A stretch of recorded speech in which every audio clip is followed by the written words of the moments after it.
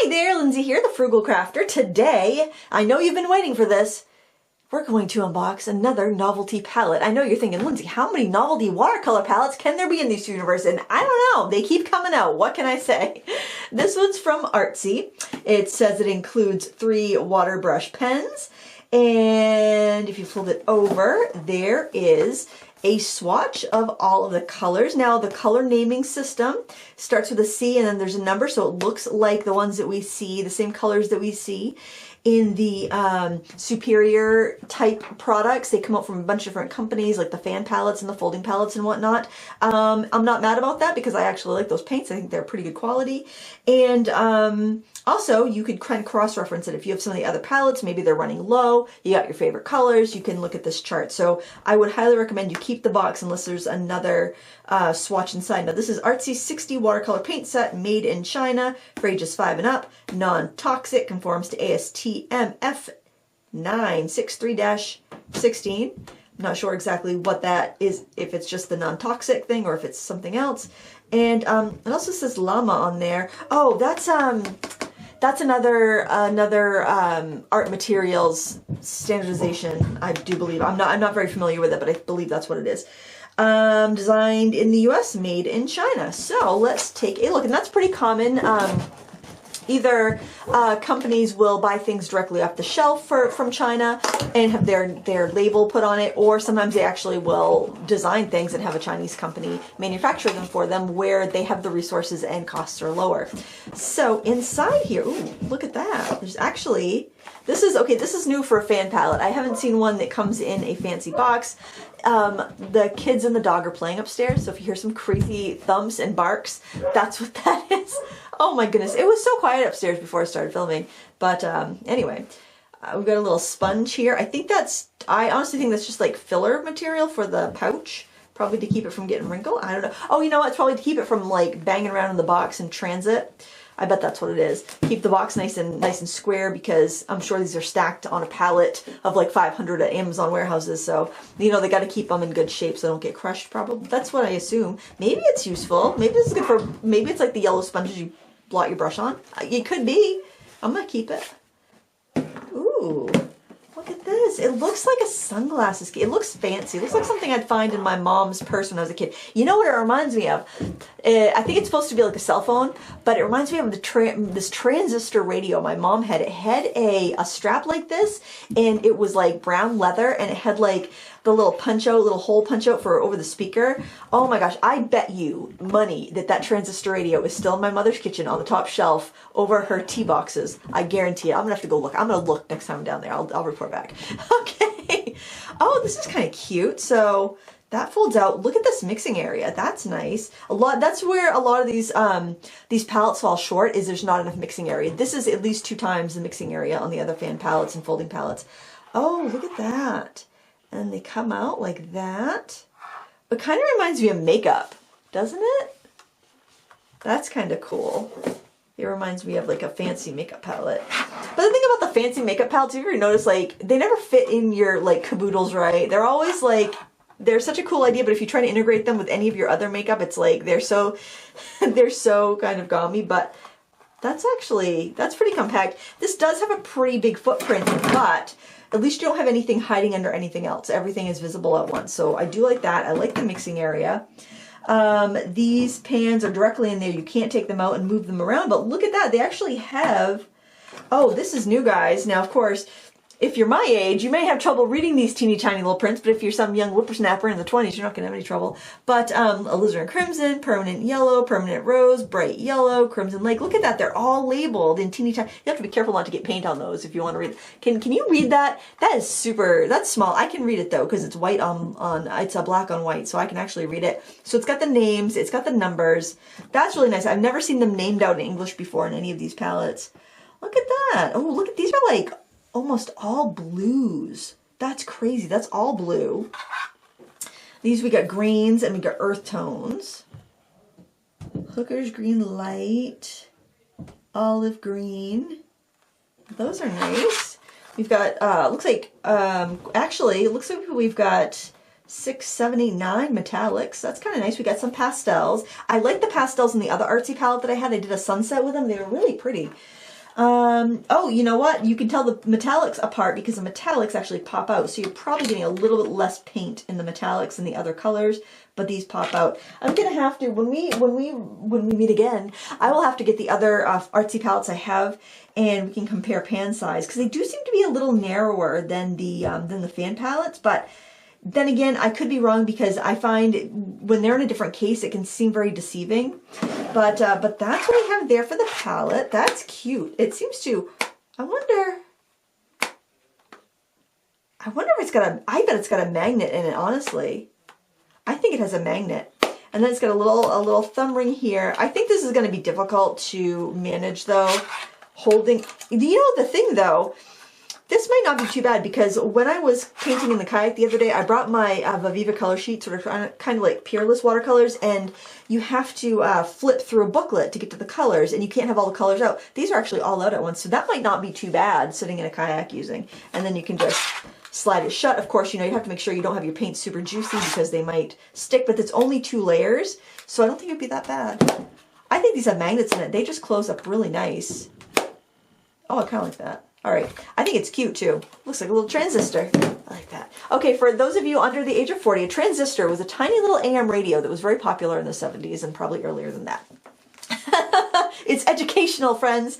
And then we got 3 water brushes. We have a medium tip. That's one I used most. We've got I would say a small flat. I usually don't use these too often. And then we get a small round, which I occasionally use. This is the one I use all the time. I like the length of the bristles. Sometimes with water brushes, if they get too long, they just are unwieldy. The flat, I don't find them to be that useful at this size because it's, I don't know, I probably would just mostly use it for wetting, for just wetting backgrounds. I find that flat water brushes don't really hold the chisel edge very well. Maybe this one will, but I generally find that they, because of the mechanism for the water to come through them, it keeps your ferrule from really squishing them tight, so I don't get like a real sharp edge, a sharp chisel edge on a flat, and at this size it's not really a useful size for me. But you could definitely just fill it with water and keep it in your bag and use it for wetting your paper, or for you know, adding a drop of water to your paint if you need to, for mixing up a wash. So it, just as a vessel of extra water, I think it would be fine. The rounds are definitely more useful. So if you're ever like in the market for like a pack of water brushes and you've got different like arrangements you can choose, go for the one with the rounds. They're just, I find them to be just so much more useful. The flats just don't have very much, they don't keep that crisp edge unless you're just looking for a big flat water brush that can cover a background of paper. I like the carrying case. I actually have some thin sketchbooks that would probably fit in here, so I might actually grab one of those to test this out with, because I think if I could fit everything in this bag, that's going to be awesome for me to take in the kayak. And of course, I don't know how well a velvet bag is going to hold up in the kayak, but I bet this is meant for wiping your brush on. I'm just going to like wet a brush and wipe it on it and see what I think. You know, I don't know. I'm not a big fan of the sponges personally, but I guess it would get the job done. I guess. I'd probably get a little bulldog clip and maybe clip it to the palette or something, because I just think floating around, this is an environmental hazard. I don't think I'll bring that on the kayak, because I don't want it to fall out and get all gross and like maybe get eaten by a loon. So I probably will not use it. You know, you probably like slice it. You know, you could probably put a hole in it and maybe slide it on your water brush or something. I don't know. I'm not sure if this is, I don't think this is meant to be kept because it's not listed as like on the box as a thing. I'll have to look on the Amazon listing and see if it says include sponge for some purpose, because otherwise I think it's probably just filler to keep the box from getting crushed, you know, in the factory. But there you go. I think it would be a good idea, if you're not going to keep the box, to keep that back panel though. And so far so good. We will actually use it. I'll probably post some tutorials on my channel aside from this and show you the final artwork when I come back to finish up this review in like just literally minutes of your time, but probably a week of my time. And we'll go on from there. So there we go. Got another novelty palette. Can you believe it? Let's see how it performs. All right, it's future Lindsay. I have played with these paints and swatched them out, and use this palette for a few different projects, and I would say they seem to be about the same paints as all the other kind of fan novelty palettes, and we'll compare those in a second. But one thing I wanted to share here, and I didn't clean off my palette because I want you to see that the paint does spread out really well. It doesn't bead up on the palette. I didn't do anything to treat this palette, and that's really nice because you can see what your mixes are. You can see little divots in the paint where I have used them. Pretty much the same surface texture as the other paints. You have 9 pastel colors, or macaron colors as they call them, 9 metallics, and then you've got 42 classic colors. And from what I can see, the 42 classic colors, which would be on these 3 swatches here, plus partially on this swatch here, those are what you would find in your original fan palettes. Now, I do believe, now obviously this is my opinion, I don't work for any of these companies, this is just my speculation, but I do believe that the company Superior makes all of these paints and then private labels them for different companies. And even by the color, by the look of the pans, and even the numbers, they are the same. Like this is C08, C09, C08, C09, C10, C11, C12. We got C08, C09, C11, C12, C13, C14. And the surface texture of the paints look very similar. They perform really well, really similar. This is the first palette that I purchased. I bought this one a few years ago. I think I paid around $20 for it on Amazon. Since then they have improved these. Like I believe if you get the Artsy version of this, you have a sponge here, and then there's another fold out mixing area, because what I would do is I would mix here and there, and I would just use a rag to wipe off my paints. And mine came with 1 water brush, but I've seen different offers. Like I think the Artsy one comes with 3 water brushes, but it essentially seems to be the same exact paint, and the same numbers, and the numbers and colors match. So, you know, that's what I'm going to put out there. Now, as far as using this, you can see that this palette has a pretty big wingspan. It's about 15 inches wide by about 12 inches high, so it does take up some space. Now, there is a thumb ring on here, but personally, that's a bit, if I'm traveling, that's a little bit too much for me to handle. I would want to have a table, or I want to be sitting on a blanket at the beach or something where I can set this down, because I'm not going to want to be holding this. That's me personally. It might not be you. You might be fine with this. So I think that's the biggest drawback of this palette. I do like that you can access every color when it's open, unlike the fan palettes that, like if I've got these, if I'm trying to hold this and use it, like this doesn't have a thumb ring. This one doesn't have a thumb ring. The Artsy one might, I don't know. But like if I'm using this, I might have it on the side of my Adirondack chair or something, but there's always, I can't access all the top colors at one time. So you've got to kind of move them. And if the paint's wet when you're doing that, then they can get like stuck to the underside. I haven't had a problem with that. These paints dry down pretty hard, but I don't close them while they're still wet. So as you can see, that would be a bit of a problem with this set, although I do prefer this for using if I don't have someplace to set down my paints, just because I can hold it in one hand and just kind of flip through pretty easily without too much problem. I just try to keep it open like that while I'm working, and then honestly, I usually don't even get to those top pans. But so that's a drawback to this. And it's all open, you can see everything. And of course, that's just the classic 42 colors, which are the ones I use the most, the transparent colors, and this one has the pastels and the glitters. And here you can see the glitter color on white, and you can see it on the black watercolor paper, and you can also see the pastels, which have a little bit of a shine to them. Very similar to the Artify folding palette that we did that pastel sky with. Very similar texture to those paints. And I also, there's 3 more shiny ones there, and I just took a little sliver of the black paint, black paper, just to show you. So very reflective, very opaque on dark colors if you're using the pastels or the glitters, but not completely opaque. Now the other colors are quite transparent. Let's see, I'm just seeing if I see any noticeable haziness on any of these colors that aren't a pastel. The cerulean blue, I'd say, is a little bit, I can see a little bit of sediment there, but I find the colors to be nice and bright. Look at that ultramarine, it's nice and bright. There's a little bit of sedimentation on the yellow, which I've seen that before in other brands' yellows, so I'm not too concerned with that. And plus I'm really familiar with this paint because of all the other palettes that I have that are similar. So let's compare this to the most recent Artsy. And I haven't figured out, I think I'm just going to leave these loose. I haven't figured out like a way to put these together that would make sense. One thing I realized that if you look on the back of the box, the way these swatches are arranged are by layers. So your first layer here is this layer here, and then it goes to the next layer down on the left, then the next layer down on the left, then it goes to the top layer on the right, and then it goes to the lower layer on the right. So I don't know if that's useful to you, but that's how that's arranged. If you wanted to cut that out and put it inside the bag with your paints and reference it that way, that's something you could do. Of course, it's not going to be exact because it's a reproduction of swatches. It's not, and I don't think that they're not hand-painted swatches. It's just like, you know, computerized swatches. So that's how that's arranged if you want to hang on to it for that. Otherwise, I'd recommend just making yourself some little swatches that you can flip through and see. Pretty soon though, you'll get the if you use these novelty palettes a lot, you'll get used to the colors and what to expect because they do look very dark in the pan, so it can be difficult to tell what you have when you go to paint. So this was the one that I previously reviewed with the fold out palette, and this has the fans on either side. So you still have that kind of bit of an issue where the top fan is going to be easier to get to, even though they did luckily leave a blank on those two, but still it's a little bit difficult to get to. I would say the pans are the same size, it seems.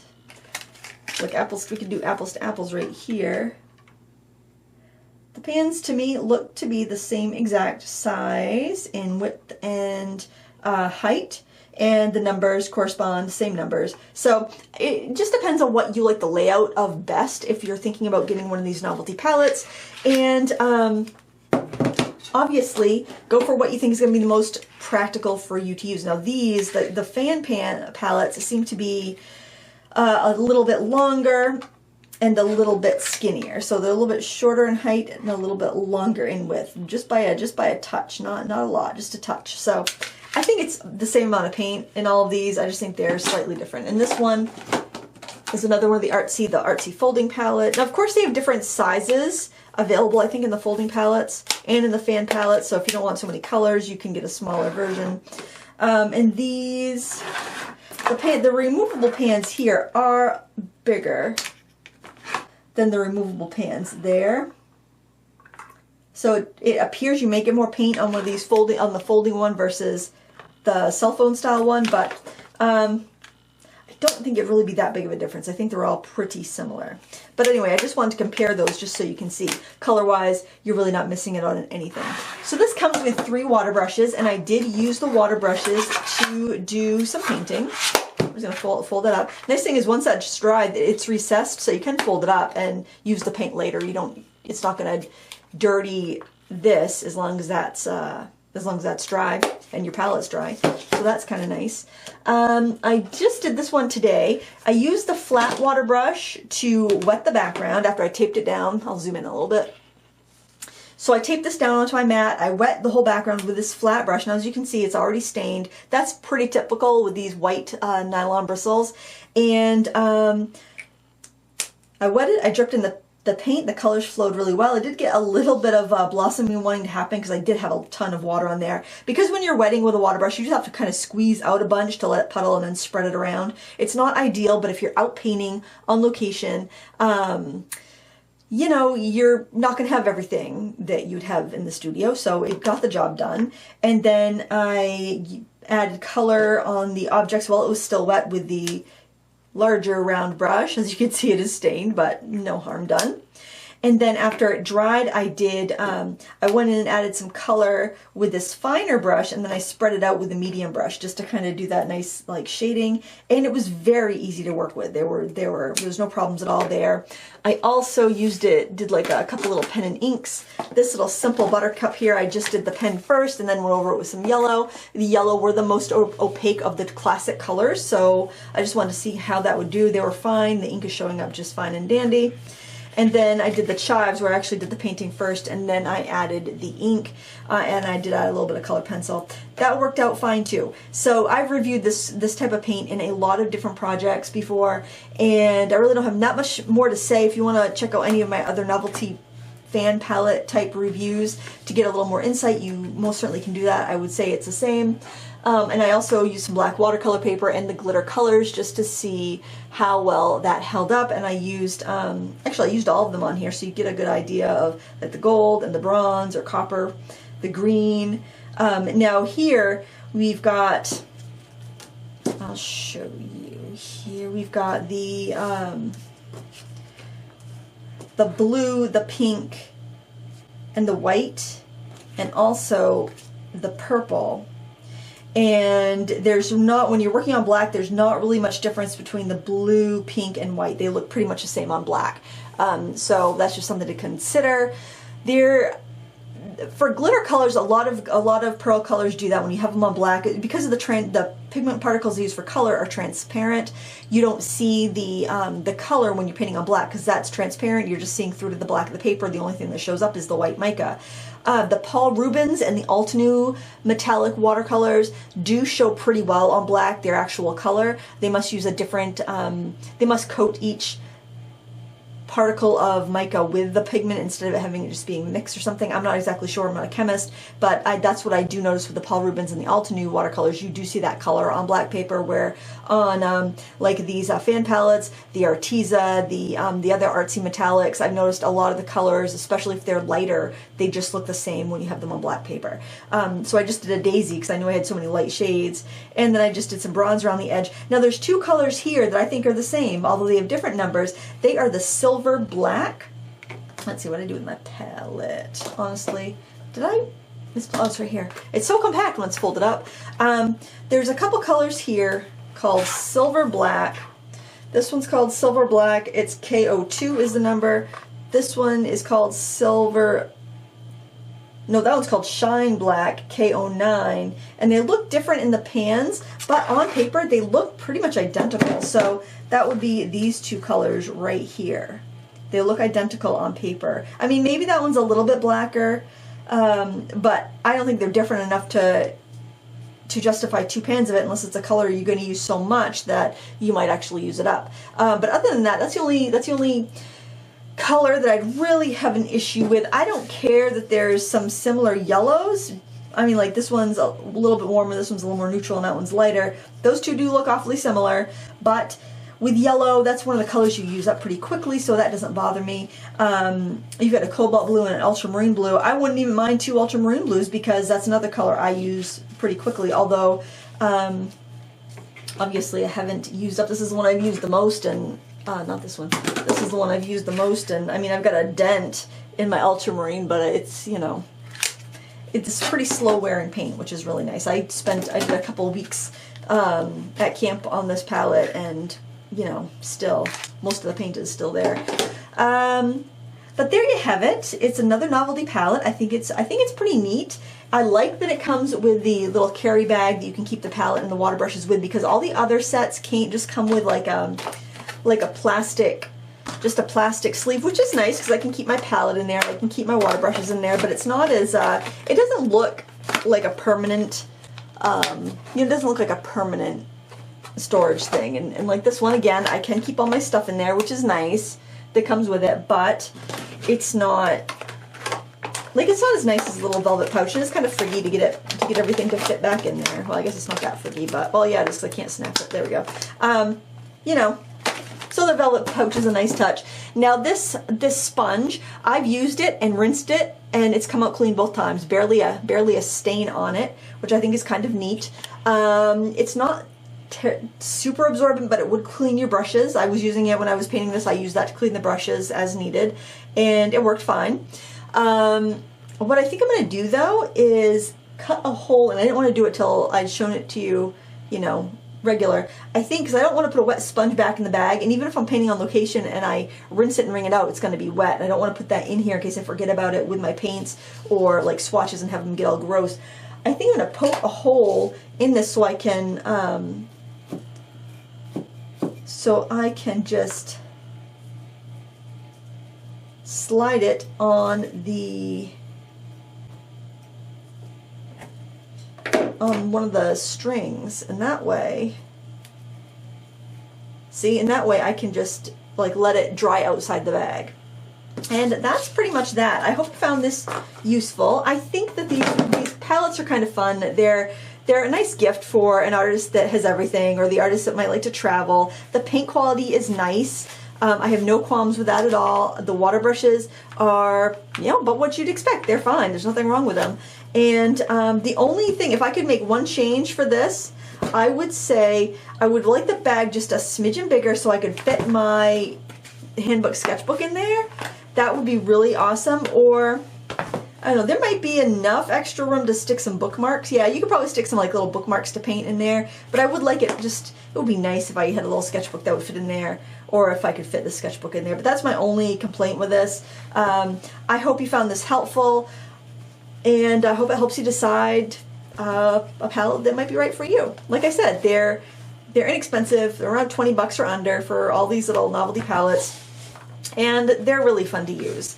So there you have it. As far as light fast information, I don't know. I really can't say, because I've done postcards with these, I've done greeting cards with these, I've worked in my sketchbook. I haven't had anything fade, but I'm also in the north. I'm in Maine, United States, so we don't get a ton of sun. I'm not hanging this on the wall, so chances are I don't think many products would fade on me.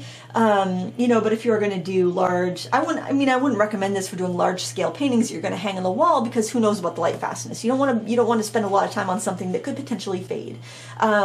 And also those small thin pans, I think if you were doing a lot of large painting, it would get real wet and goopy, and you don't really have a large enough mixing area. I don't think that's the right product for that.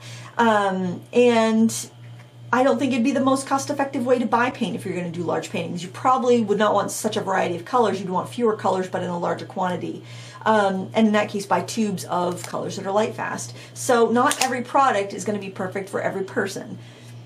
Maybe it's right for you, maybe it's not. I'm just giving you the facts, folks. I hope you enjoyed this review. Please give me a thumbs up if you liked it. And until next time, happy crafting!